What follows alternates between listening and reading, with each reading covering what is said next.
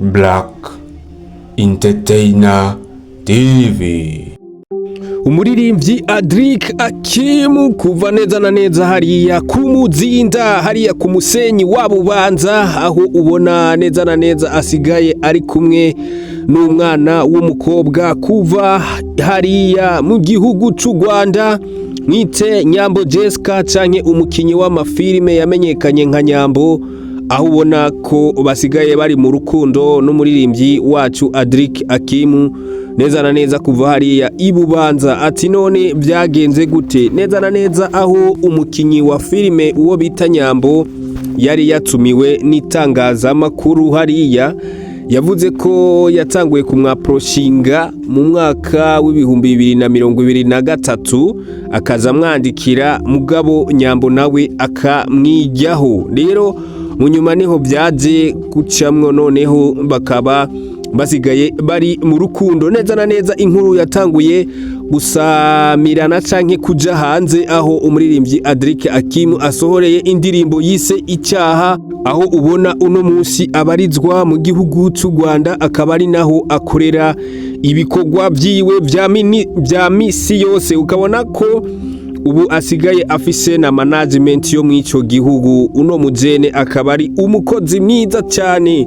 Nakwibutsa ko je tugiye kubana mu kino kiganiro ari Taisi the winner, nayo channel yanyu ni Black Entertainer TV. Make sure ko wakoze subscribe, ugakora like, comment hamwe na share kugira ngo tuzokomeze kubana mu bindi biganiro byose by'ahazaza. Ati none inkuru y'uno munsi dufise ni inkuru ubwoko ki na makuru ameze gute? Na makuru y'umuririmbyi Adric Akim, aho ubona ko ari umuririmbyi, ari umwanditsi mwiza, yagiye yandika amahiti menshi mwagiye mukunda, harimwo za Jame, Icyaha, Tubisengere n'izindi nyinshi. Aho ubona ko ari umujene akora cyane, yitaho urabye ku myaka afise, ukabona n'amahiti afise ni ibintu bitangaje cyane, kandi ukabona ko n'umuntu amaze imyaka mike mw'uno muziki kuva dutanguye kumumenya, nubwo ibyo hambere canke hashize tutabizi, ariko kuva asohoye indirimbo yiwe yise Penkira ubwa mbere tumumenya nta myaka myinshi mw'abantu mwe yo biheze, kandi ukabona ko atigeza acika intege, ukabona ko ari umwe mu basore bariko baritaho iterambere ryabo canke gukora ibikorwa byabo kugira ngo bashike kure. Rero niho yasohoye mu iyo misi heze, nako ni mwakuno kwezi asohora indirimbo yise Icyaha, ukabona ko imaze kurebwa n'abantu bashika ibihumbi 200 hariya kuri YouTube mu kiringo kingana n'imisi itarashika 10 hariya. Ukabona ko indirimbo iriko isa nkaho yakiriwe neza, ubona ko umuhungu ariko abikora neza. Ati rero nkuri hari nyezina nuko bamaze kuja mu rukundo n'uwo bise Nyambo Jessica, aho ubwiwe yatanguye tubona challenge ari kumwe nawe, none hagahita yandika ati vuba ndabazanira umukazana canke nzoze turi batatu. Ariko ni ibintu benshi batakomeje kwitaho, kuko urabizi hari abantu bahura n'umusitari nk'icyamamare hariya akavuga ati reka dukora aga challenge, noneho agashyira ko amajambo ayo no kwitwa ko ari agatwiko kugira ngo abantu baze gushagarira ibyo bintu ari karakora cyangwa ibyo bintu yoba yashatse kuvuga kugira ngo indirimbo yiwe ije hiti. Ariko kumbe byari seriye mw'abantu mwe ibintu biba byakomeye hariya. Wewe yabyanditse uko yibaza ko kuba aragatwiko, ariko kumbe ni ibintu biri seriye. Aho Nyambo Jessica nawe yari yatumiwe n'ikinyamakuru ntashimye kuvuga izina kuko banyishuriye ngo ndabamamarize mw'abantu mwe.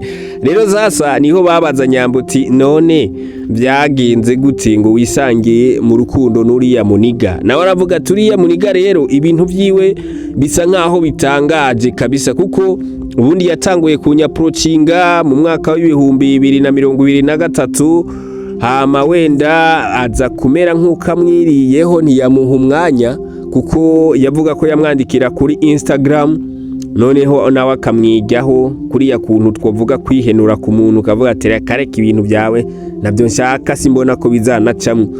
rero noneho umuhungu nawe agakomeza amugigira nyene kuri ya kuntu ukomeza wandikira umuntu ukamubwira ati bana we komeza unyigeho tu ariko myisho tu ndazi kuzoba uwanje. Noneho ngo ikintu gitangaje yigeze kumwandikira amubwira ko amukunda kandi ngo ashaka kazomubera umugore.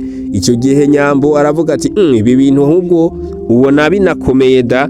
Rero niho Nyambo Jessica ari kumwe n'uwundi uwo no kwita ko ari umu ex uno munsi yaza aramwereka ati raba uno muniga aguma nyandikira ibintu nk'ibi kandi namubwiye ko ndi mu rukundo nawe mugabo wewe ntacika intege aguma yarukomeje. Rero mu nyuma niho yaje kumubwira ati reka ibintu by'inkundo ntabyo ndimwo kuko nje mfise ubundi dukundana. Nawe akavuga ati we komeza uzunguruka anytime uzoba uwanje kandi ndazi ko uzobibona.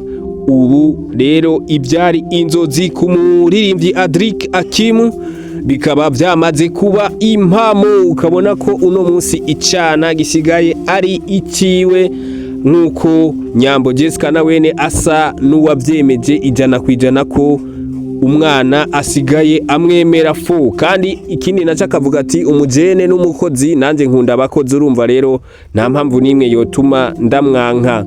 Kandi yatangaje ko abi wabo canke kuri ya kuntu uvuga ati muri famille ubona bano bantu babitaweho cyane kwaza tese ubundi ubona washaka mu muryango wahe canke uri kurabaza abantu biwanya bavuga ati uriya mwana muramubona mute, nawe akavuga ati uriya mwana ameze neza, ahubwo rero bakamubwira uko nawe yarasanzwe amukunda. Rero ukabona ko umuhungu wanyu Adric Akim aho yarose ibintu novuga ko igihugu cy'u Rwanda kiri mu bihugu novuga ko byamubereye umugisha kuko kuva atanguye gukorana na ba Moriod Kids bakagira nkaho bamamaza indirimbo ziwe, noneho hakageraho bakora n'indirimbo ari kumwe n'abari abana ba Marion Kids.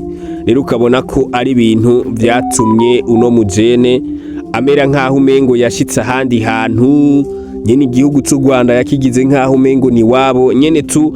Uravye abajene baho baramukunda, abantu baho baramukunda, wenda ni bya bintu nyene nama mvuga ati ubundi u Rwanda n'u Burundi turi igihugu kimwe kuko niho hantu honyene ushobora kuja ntuhindure ururimi ukaguma wivugira wa rurimi nyene kandi bakakumva gatanu kuri kagenzi kako. Rero ukabona kuno mujene mu Rwanda ahakuye umugisha novuga tu ko ahakuye ibintu byinshi cyane hamwe byoshika uno mujene bikaba impamo nkuko yabimubwiye akazomubera madame.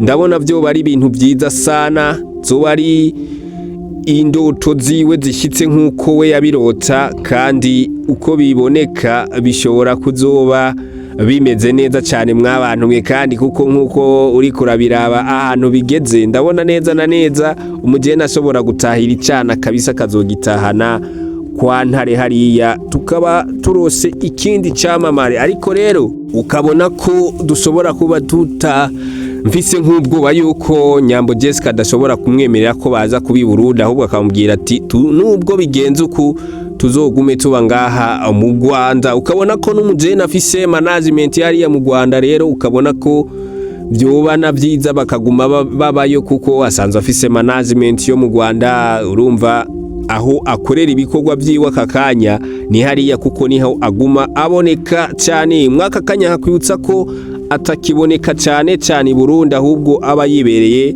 mu gihugu cy'u Rwanda ariho anibera kugeza mwaka kanya n'uyu munota. Rero amakuru narinda bafitiye yarayo. Umuhungu wanyu Adric Akim mugende mu mushigikire hariya kuri YouTube, indirimbo yiwe yitwa Icaha mukomeze kuyiraba kugira ngo dukomeze kuzamura umuziki ndundi tushikane kurundi rwego kuko ni nayo ntumbero dufise, ni naryo terambere dushaka ko umuziki wacu ugera kure. Ubundi abandi bose ntibadusumbya kuririmba canke ngo badusumbye umuziki, ahubwo ikintu badusumbya n'abafana. Mwabantu mwe buriya iyo uri kurakora ikintu ugatamba wirorera nawe urumva ibintu ko bitigera bikuryohera, ahubwo wamuvuga ati ese bino bintu ko nama ndabikora batabiraba nukutabikunda canke nuko atabafana babyo dufise. Rero nkavuga ati abafana mwebwe aho muri mwese mwubahwe kubw'urukundo rwishi mudahengeshanya kutwereka bino bintu tukora